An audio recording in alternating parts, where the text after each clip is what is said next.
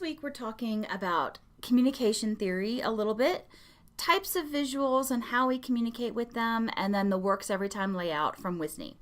On screen you can see the Shannon-Weaver communication model that many of us are probably very familiar with. We've heard time and time again that you have a sender and they encode a message through a channel that is then decoded by the receiver, and there's a feedback that occurs to close the loop.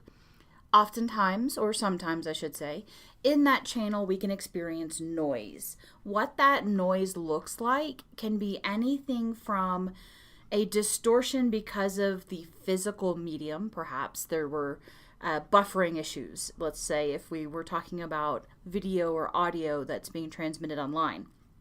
But more than that, I want you to think about noise as being a little more encompassing than just that.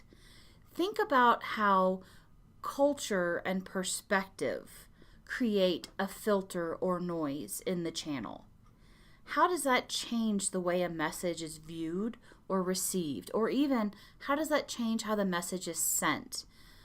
We typically think of communication as being verbal. We hear it.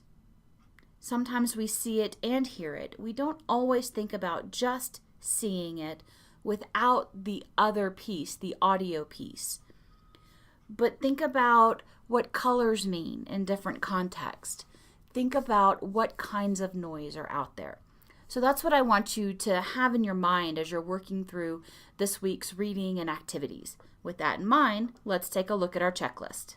Please use the links on screen to navigate to the section of the overview you wish to access.